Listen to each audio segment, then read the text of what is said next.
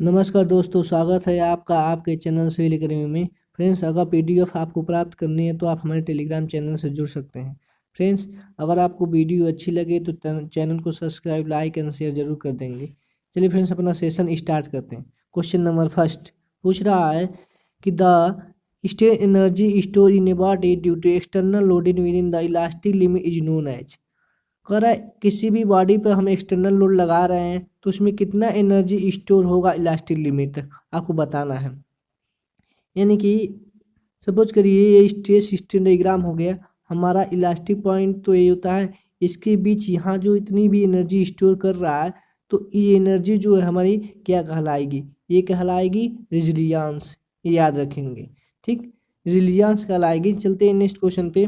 अगर बात करें इसके सोल्यूशन की तो रेजिलियंस क्या होता है? Resilience of the material is state energy store in a body with in elastic limit. Toughness क्या होगा? टफनेस का अगर बताएं तो टफनेस में क्या होता है, वो जो एनर्जी स्टोर करेगा वो ब्रेकिंग पॉइंट तक एनर्जी जो स्टोर करेगा, ब्रेकिंग पॉइंट या लेक्चर पॉइंट तक, उसे हम कहेंगे टफनेस। यानी कि स्ट्रेस स्ट्रेन डायग्राम बनाएंगे आप, ठीक है। मान लीजिए ब्रेकिंग पॉइंट है, ये जो एनर्जी स्टोर किया मटेरियल, इसको हम कहेंगे क्या? टफनेस। अगर यहाँ की बात करेंगे, यहाँ से जो एनर्जी स्टोर करेगा, ठीक, इलास्टिक लिमिट तक, उससे हम क्या कहेंगे? रेजिलियंस कहेंगे। दोनों को याद रखेंगे। चलते हैं नेक्स्ट क्वेश्चन पे। पूछ रहा है आपसे the area under stress strain curve represent. उस एरिया को जो स्ट्रेस और स्ट्रेन रिप्रेजेंट करता है तो उस एरिया को क्या कहा गया? ठीक है, यही तो मेरा है, ये मेरा हो गया स्ट्रेस, ये हो गया स्ट्रेन, ठीक है। अगर बात करें यहाँ पे तो यही एरिया तो हुआ। तो पूछ रहा है ये एरिया जो कवर कर रहा है, इस एरिया को हम क्या बोलेंगे? ठीक, स्ट्रेन और स्ट्रेस कर्व में।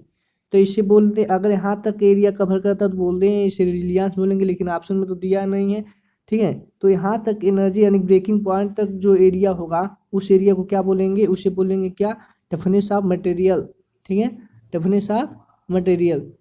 चलते हैं, अगर बात करें, ठीक है, टफनेस ऑफ मटेरियल की, तो देखते हैं क्या है। The area stress strain curve up to the flexure point represent the toughness of material. याद रखेंगे, टफनेस ऑफ मटेरियल जो है ब्रेकिंग पॉइंट तक जो एनर्जी स्टोर करेगा उसे कहते हैं।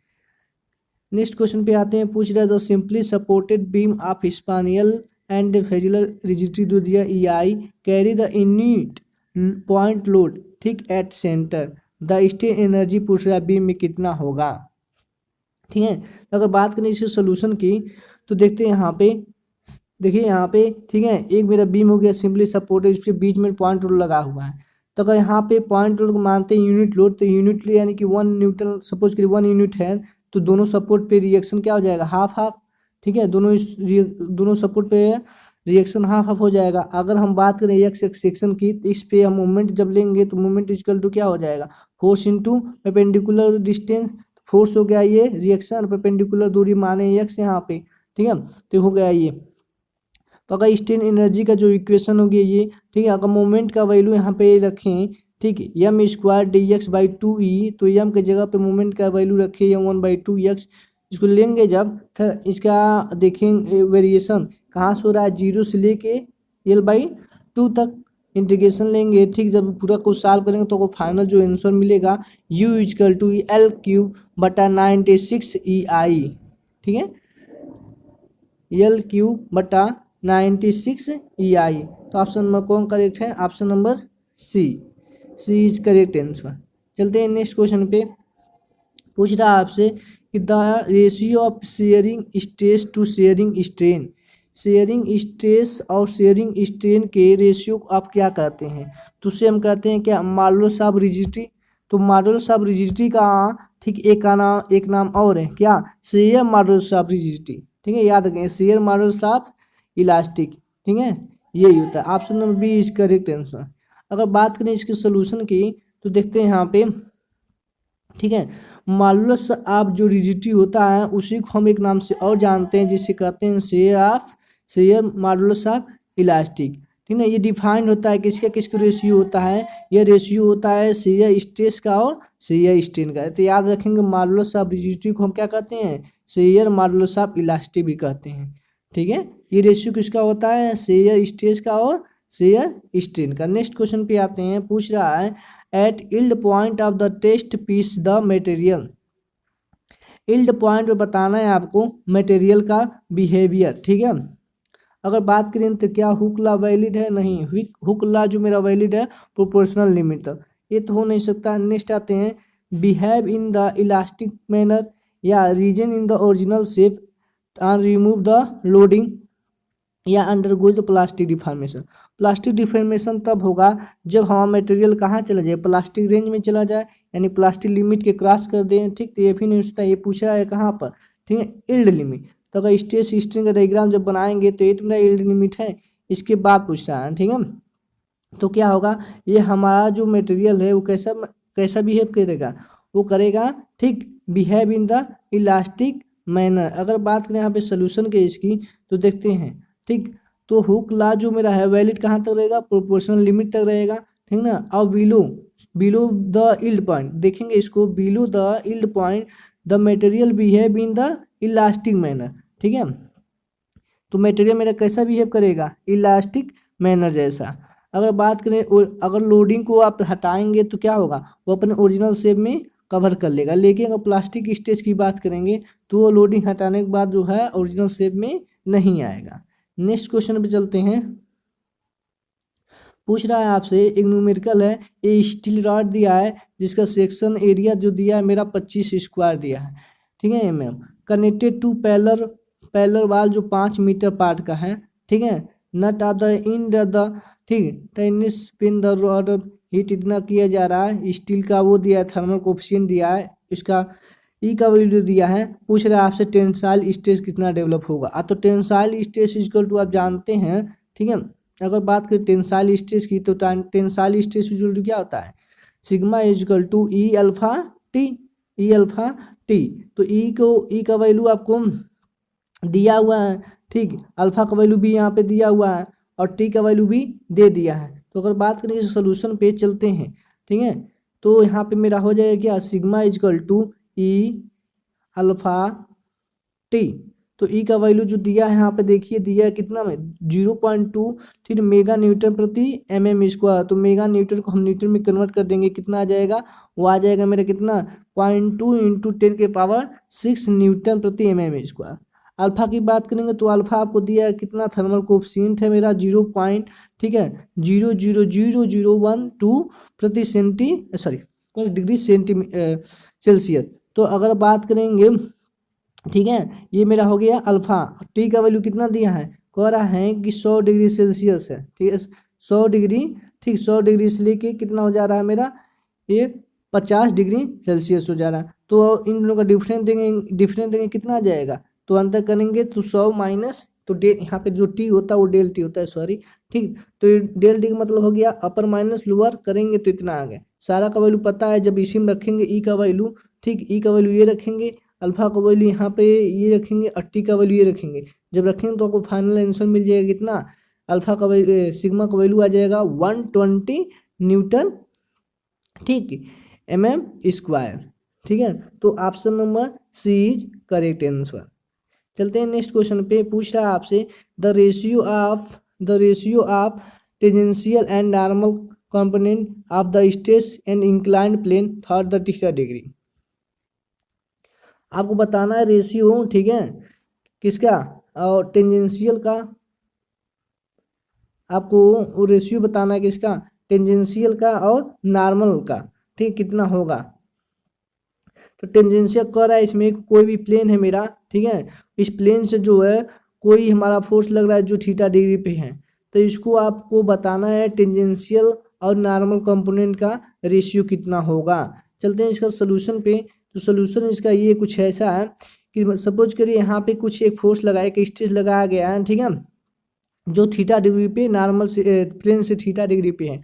जब इसको कंपोनेंट को तोड़ेंगे आप तो ये हो जाएगा मेरा क्या, साइन में, ये हो जाएगा मेरा कास में। तो सिग्मा एक्स की बात करेंगे तो हो जाएगा मेरा क्या, सिग्मा साइन एक्स, ठीक है, साइन थीटा, सॉरी, ठीक है, ये मेरा हो जाएगा। अगर ये थीटा जिसके साथ जरूरत कॉस आता है तो हो जाएगा मेरा क्या, सिग्मा कॉस थीटा। ठीक है, ये दोनों कंपोनेंट आ गए। दोनों कंपोनेंट को यही तो पूछा है कि किसका किसका, ये मैं पूछा है शेयर का, ठीक है, और नॉर्मल का। तो शेयर का हो गया मेरा ये, अब नॉर्मल का हो गया ये। इन दोनों का जब रेशियो लोगे तो सिग्मा सिग्मा कट जाएगा, तो काश बटा साइन का रिलेशन जो होता है कॉट थीटा होता है। तो option number D correct answer. ठीक है फ्रेंड्स, अगर आपको वीडियो से रिलेटेड कोई भी प्रॉब्लम हो आप कमेंट बॉक्स में हमें कमेंट कर सकते हैं। ठीक है, चलते हैं नेक्स्ट क्वेश्चन पे। पूछ रहा है with the percentage increase of carbon in steel decrease. कह रहा है अगर हम, ठीक है, स्टील में कार्बन की मात्रा क्या कर रहे हैं, बढ़ा रहे हैं। जब कार्बन की मात्रा बढ़ा रहे हैं तो क्या घटेगा, डक्टिलिटी उसकी घट जाएगी।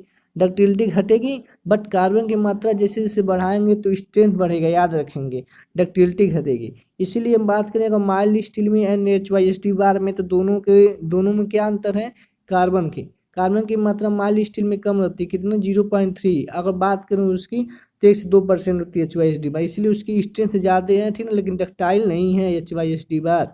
नेक्स्ट क्वेश्चन पे चलते हैं।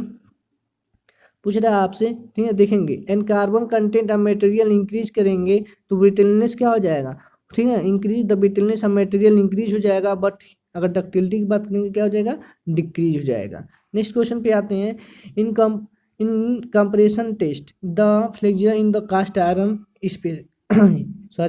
स्पेसिमेन बताना है आपको। तो यहाँ पे पूछ रहा है सीधे कंप्रेशन टेस्ट हो रहा है किस पे, कास्ट आयरन पे। कास्ट आयरन मेरा कैसा मटेरियल है, ब्रिटल मटेरियल है। तो आपको बताना है जब कंप्रेशन फोर्स उस पर लगाया जाता है, ठीक है, तो उसका जो फेलियर होगा, जो ब्रेकिंग पॉइंट होगा वो कैसे होगा, उसका नेचर कैसा होगा। उसका नेचर जो होता है हमेशा इंक्लाइन प्लेन से क्या होता है, वो ब्रेक करता है। ठीक है, बात करें सोल्यूशन की इसकी, ठीक है, तो देखेंगे यहाँ cast iron the brittle material क्या है, ये ब्रिटल मटेरियल है। ठीक है, ब्रिटल मटेरियल फ्लेक्चर जो इसका along the oblique plane at the compression test. तो क्या हो जाएगा मेरा option number B is correct answer. Friends, अगर आप हमें ये बताएंगे किसी भी ब्रिटल मटेरियल पे अगर हम कंप्रेशन टेस्ट न करके टेंसाइल टेस्ट कर रहे हैं, तब उसका फ्लेक्चर जो है आपको ब्रेकिंग पॉइंट कैसे देखने को मिलेगा। चलते हैं नेक्स्ट क्वेश्चन पे। पूछ रहा है आपसे कि the angle of inclination of the plane at which body begin the move down the plane is called. कह रहा है उस एंगल को हम क्या कहेंगे जब मेरा बॉडी जो है, ठीक है, किसी भी इंक्लाइन प्लेन से मूव करना स्टार्ट कर दे।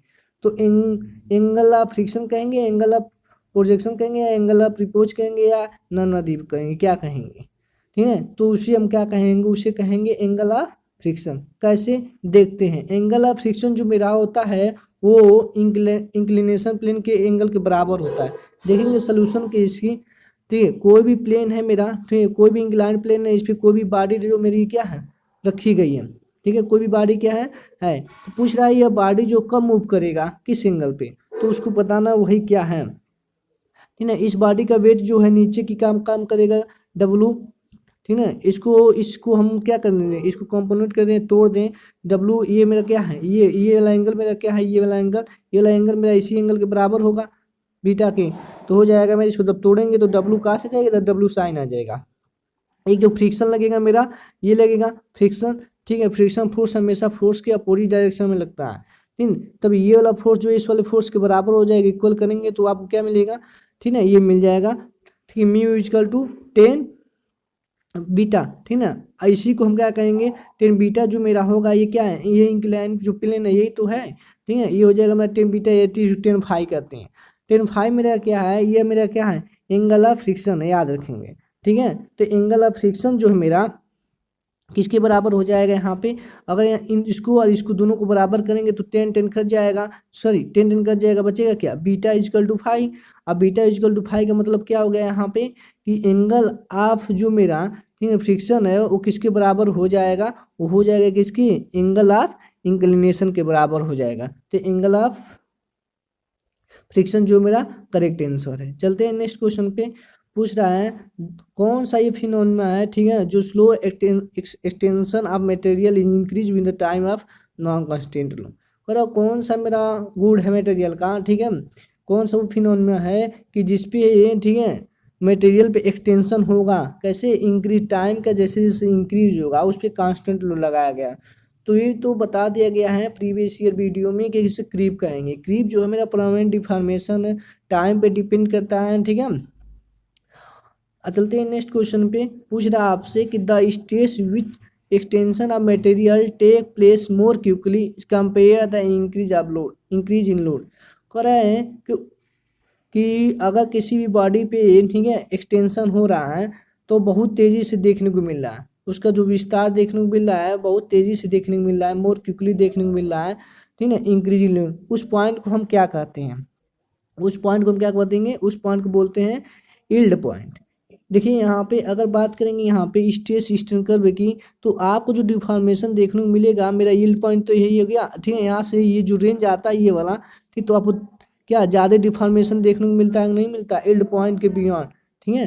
तो यही मेरा यील्ड पॉइंट जो है इज करेक्ट आंसर है इस क्वेश्चन का, ठीक है। डी इज करेक्ट आंसर, ठीक है। चलते हैं सोल्यूशन की बात करें इसकी, तो क्या होता है? Beyond the yield point at the load increase elongation the specimen proceed at the faster rate than before। वही है कि यील्ड पॉइंट के बाद जो डिफॉर्मेशन देखने को मिलेगा वो क्या होगा? बहुत ज़्यादा देखने को मिलेगा अगर आप लोड को इंक्रीज कर रहे हैं।